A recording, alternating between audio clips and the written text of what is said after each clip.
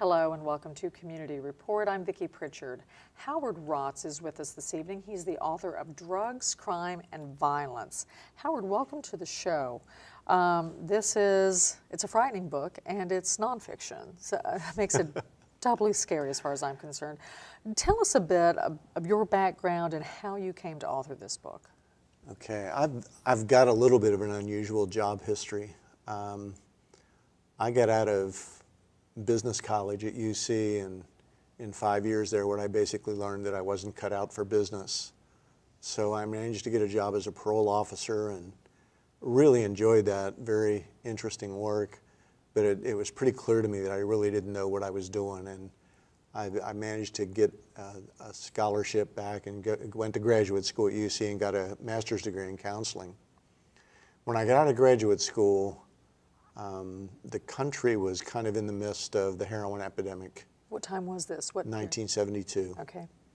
And I managed to get a job. There's a local methadone program starting up in Cincinnati, and I managed to get a job there as a counseling supervisor. And that was kind of the start for me, and I spent roughly the next 20 years working in the addictions field, doing prevention programs for families, trying to get treatment programs started. And then at age 42, I kind of fulfilled a lifelong ambition of becoming a police officer. I went to the Cincinnati Police Academy, graduated from the academy. I was a beat cop in District 1, went to District 5, beat cop out there, got promoted to sergeant, was a street supervisor for a couple years, and then there was this movement towards community policing going on nationally. And because of my kind of unique background, I was selected to be a coordinator for the community policing program, which I was really challenging for me. And just as kind of an aside, everybody talked about community policing. As I did some research on it, I found that it was all being kind of led by academics, not really nobody that had ever put hands on somebody or arrested somebody. What was the concept, community policing? It was trying to involve the community in Neighborhood in Watch fighting. type? Neighborhood Watch is a program that would fall under that kind of heading. But the interesting thing to me was that all the material didn't seem to be directed at cops, and so I took it upon myself to write this book, Community-Oriented Policing for Beat Cops, and thanks to the 37 of you out there who read that book, I appreciate it very much. And then I was promoted to lieutenant and was moved to be commander of the police academy. And this was at a very rough period of time in Cincinnati. We had, our civil disturbance, and police use of force was a big issue. And I wrote another book basically trying to communicate to the public why it is cops do what they do in use of force situations. And I think probably the same 40 people bought that book as bought the community policing book. But at the end of my career, I was promoted to captain and put in charge of the vice control section. So we had citywide responsibility for drug enforcement, which makes me, I think, probably one of the few people in the country who's worked directly on both the program side, demand side, and the supply side. So it's a pretty unique perspective that I had. And after I retired in 2007, I wanted to write a book about drug policy, and the thing that disturbed me the most was the violence associated with the drug trafficking. If you've been following the stories on the Mexican border violence, it's really, to call it out of control, I think is understating it. And the counterpart to that is in every city in this country, on street corners, in hotel rooms where drug trafficking is going on. There's a level of violence that is really kind of astounding. So I began to think about what we can do to try to control the illegal drug market. And that's kind of the genesis of the book. Talk about, because when you say it's everywhere in all cities, is it also small towns, urban areas. It's beyond cities, what we think of metropolitan areas. I think it's a little more disguised, maybe a little more underground in smaller jurisdictions. It's there nonetheless. I doubt you could go to any police department in this country and have a conversation with the chief, and within a few minutes the issue of drugs would come up. So it's very much a huge part of what we in law enforcement and criminal justice do. How would you describe the drug culture as you've witnessed it in Cincinnati? You know, it's estimated that the Mexican cartels control the overwhelming bulk of the marijuana traffic in this country, and other drugs as well.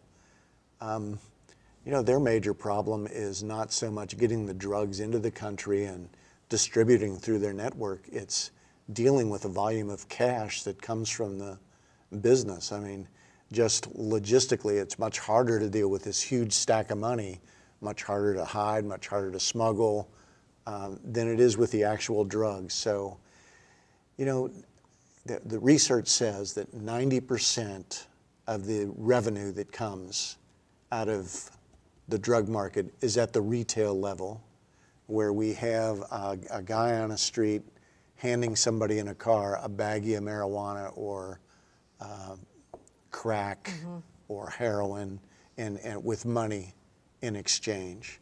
So my belief is that's probably where we ought to start. That we can, you know, this is not something, and I mentioned Mexican, but this is not something that's outside our ability to control. This is something on our streets. This is where the money occurs. If we focus on the illegal market here in this country, I believe we can have an impact on it. And the war on drugs that was declared back in 1971 has, it's not working. That's the premise behind this book, isn't it? Well, after 40 years, the cliche is keep doing the same thing, expecting different results is the definition of insanity. And there's no better example of that than the war on drugs. You know, we continue to incarcerate thousands of people, and we never get good results. And just on the marijuana as an example, the United States per capita rate of marijuana usage is second in the world among all the countries. We have the most punitive policies in the world, but we're getting some of the lousiest results. We spend more money, we incarcerate more people, and we get less results than any place else in the world. So I think a rational person would say, maybe it's time to try something different. Why do you think that hasn't happened? I think inertia is a factor, and I think we're coming out of a period in our history where, generated a lot by the cocaine and crack trafficking and drug trafficking, that we've had a level of violence in this country that has scared the living bejesus out of people. And our social response has been to get tough on crime, to get tough on drugs. And, you know, I think it's very difficult for people to step back from that. I think politicians in general, some of the ones I've spoken to, are very leery of this issue because they don't want that portrayal. They don't want to be accused of being soft on crime, soft on drugs. Tough on crime is part of political stomping. Those are the messages. It actually is. But from my point of view, let's be a little bit more pragmatic. Instead of continuing a policy that is clearly not working, let's move on and try something different. And I think there's a framework out there that we can do much better about this problem than we have in the past. I think with some major and some minor steps, we can do much better than we have in the past. And if you look at the numbers that are associated with drug use and dealing with drugs in this country, it makes the case for it. You and I were chatting before the cameras were on. I was reading, if illegal drugs were taxed at rates comparable to those on alcohol and tobacco, they would yield $46.7 billion in tax revenue. Yeah, from an economic point of view, there's really two sides to it. I mean, we're spending billions of dollars on the war on drugs. Even estimated. So if we can end that, there's money that's from the saving side of it. Not only that, there's a revenue generating portion of this. And the economists have estimated that if we tax marijuana in the same fashion that other businesses pay tax, we could generate millions of dollars that could go for some of the things that we really are struggling to deal with now. And if we take a look too at the numbers, just throwing some out that you and I were chatting about earlier, jails. In 1980, roughly 40,000 people were in U.S. jails, prisons for drugs, drug crimes, compared with 500,000 today. If you look at just the numbers, the statistics throughout here, it's just 2005, estimated by the United Nations, they said global illegal drug trade was worth $230 billion. And you said you've seen higher figures than that. Yeah, actually, the updated figures are it's closer to $500 billion. And I mean, it's a huge enterprise. But again, the bulk of this money is generated on the streets in Cincinnati, the streets in Dayton, the streets in Sharonville, and we can do something about that. And where do we begin with that? What does the average person watching this program, listening to what you're saying, who may well be sitting there nodding their head in agreement, but then the next question is, what are the next steps?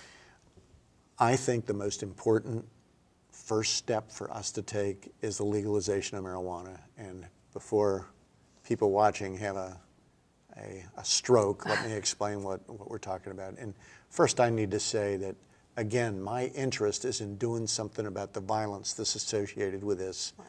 The day after marijuana is legalized, don't look for Howard Rotts in line to buy any. I don't care about it. What I'm trying to do is something about the violence that's associated with the illegal drug market. Marijuana is the cash cow for the cartels. It's their number one source of revenue.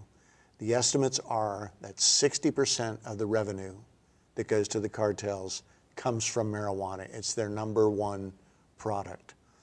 By legalizing marijuana, in one fell swoop, we've moved 60% of their revenue away from them. And folks that are business people, if you just think, how many businesses could withstand the loss of 60% of their revenue and still survive? So that would be a huge first step. At the end of Prohibition, a historian wrote that for the first time in history, when the federal government imposed Prohibition, they took billions of dollars out of the hands of farmers, bar owners, truck drivers, restaurant owners, and put it into the hands of thugs and murderers like Al Capone. What we need to do at this point is reverse that.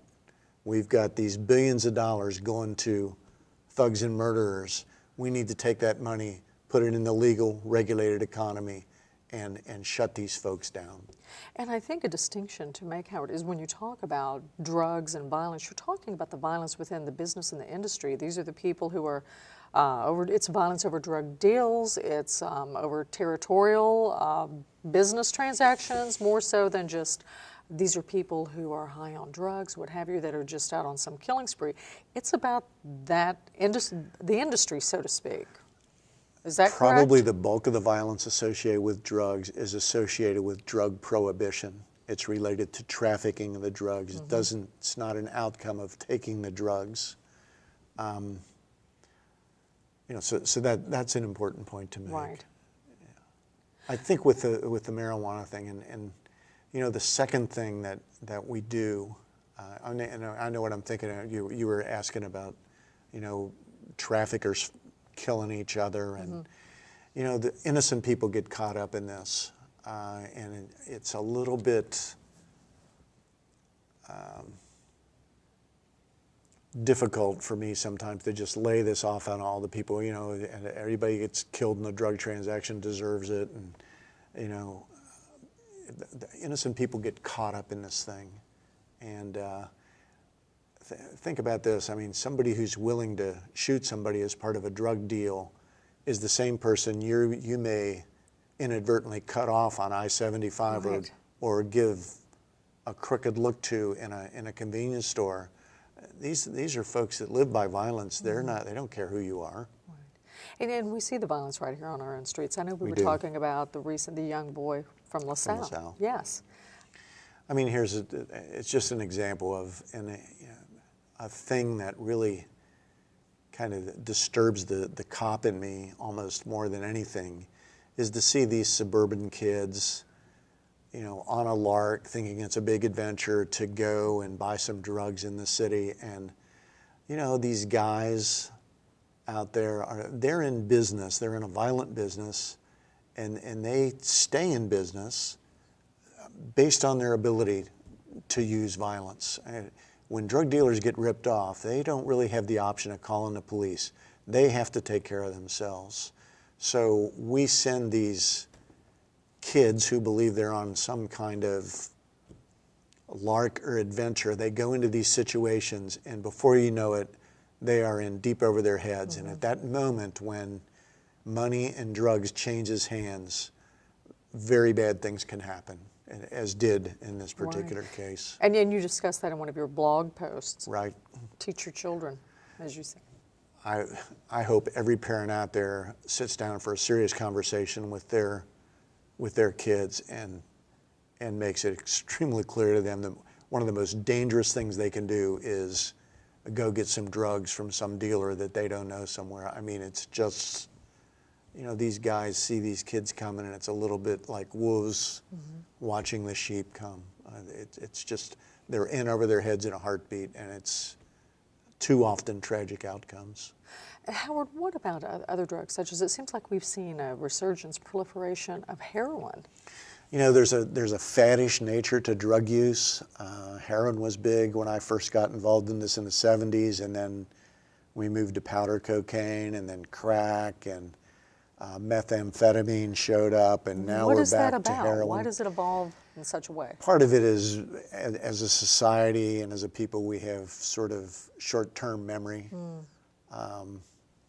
But in essence, as it comes down to it, it's all the same problem. And the RAIN Corporation did a nice study and said that of the illegal drugs, 90% of the problems that we describe as drug-related problems come from heroin, crack, cocaine, and methamphetamine. So I think a first step I would make would be to decriminalize possession of all those things. And there's a series of steps that Portugal as a country has kind of shown the way. In the late 1990s, Portugal had the worst drug problem in Europe, the highest rate of HIV among intravenous drug users, and they sort of took a look at this thing and began to implement some different stuff. And the primary thrust of what they did was take it out of the hands, the possession, take it out of the hands as much as possible, out of the hands of the criminal justice system, and put it into the healthcare system. And a big thing that they did was to make treatment much more available and to really encourage people every chance they got to get into treatment. And here's the crucial thing, thinking about the illegal drug market. If we have an addict out there, we take away marijuana, take away those marijuana buyers.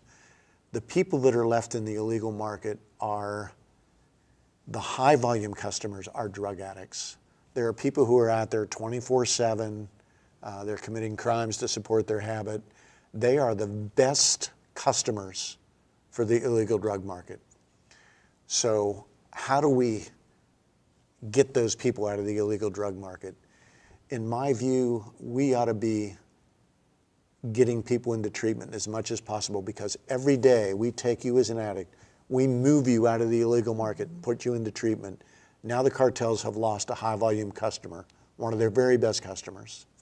In Portugal, as a result of some of the changes they made, they quadrupled the number of people who were in treatment. And in the United States, it's estimated about 10% of addicts get into treatment. Imagine if we could double that, triple it, or quadruple it as they did in Portugal. The illegal drug market would wither up. I mean, we're taking their best customers away from them. So every day we're in sort of this struggle for the soul of these folks. And every day we keep them out of the illegal market is an absolute blow against the cartels. Unfortunately, and we mentioned this earlier, that if you're today a drug addict in Cincinnati looking for a treatment program, the odds are very good what you're going to get is put on a waiting list. Right, availability is slim to nothing. Exactly. So, what we've done is made a decision that even though you want to come to our side, right, we're pushing you back into the arms of the illegal drug market. Right, and there's just an availability of funds, lack of funding for these programs, for these centers.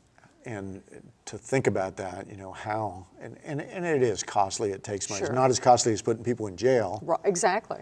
But the big thing is, and we talked about the amount of money that's available here through marijuana legalization, right, a fairly substantial portion of that should be earmarked for drug treatment, so we can do more than legalize it. We can mount a full-scale attack against these cartel folks and take all their business away from them.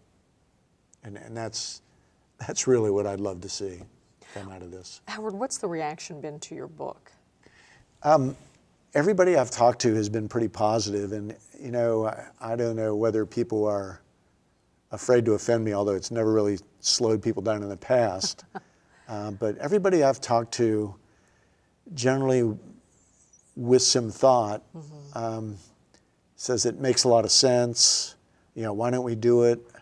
I have not yet met a person who is just adamantly opposed, trying to assault me, right, anything like that. Well, much of what you say, just when I was researching the whole conversation for this evening, a lot of people commiserating, completely in agreement with what you said. I think I read a quote to you from Richard Branson with Virgin Airlines, an article he wrote in CNN. He wrote that if the global drug trade were a country, it would have one of the top 20 economies in the world. Yep. So the conversation, and this was a very recent article, the conversation is out there. It's rather prevalent. And you Google this subject, and many people are saying much the same that you're saying. I think we've reached kind of a tipping point on the issue in this past election cycle last November. Washington State and Colorado became the first states that approved of legalizing marijuana. Not just decriminalizing it, but legalizing it, moving it into the regulated marketplace. And I expect, as this experiment goes forward, that more states will begin to look at doing that. And very similar to the end of alcohol prohibition, the economy is very much a factor. In the 30s, obviously, we're in the grip of the Great Depression. Alcohol was seen as a great source of revenue. We can re-legalize it. We're in very much an analogous position here. Government at all levels is struggling for revenue, and and as we pointed out before, there's two sides to this equation. We spend a tremendous amount on this, would be in the savings column, and there would be revenue generating possibilities depending on the tax structure that's set up, but it would be significant. Howard, for viewers out there who would like to either, one, get involved in some way or find out more about you, about your book, what are some resources for them to contact? I've got a website, www.howardrotz.com. There's information about the book on there, and I'm blogging on the issue. I'm a member of an organization called LEAP, that stands for Law Enforcement Against Prohibition. The LEAP was started by cops who thought it was time to end the war on drugs, and the organization is over 30-some thousand people, a lot of prosecutors, judges, and police officers who think... People in the trenches. People in the trenches. I think of all the voices speaking about the war on drugs, I believe we are the most credible. You don't have to be a judge or a retired cop or any member of the criminal justice system to join LEAP. So I think LEAP is a great first option. Their website is leap.cc, and they have a membership program that anybody can join. It's free, and tremendous amount of information about the problem. Okay. And Howard, you also, I don't know if you mentioned it, you also have a Facebook page, author Facebook page I as do, well. I do. People can find out more about you and about the book. Yes, that would be a great thing if they wanted to do that. The book is Drugs, Crime, and Violence. Howard, thank you so much for joining us. Look forward to having you back. Track and see if progress is made over the course of the time. You're certainly starting the conversation to get something done. That'd be great. I very much appreciate it. Thanks so much. All right. You've been watching Community Report. I'm Vicki Pritchard. Thanks so much for watching, and please join us again next week.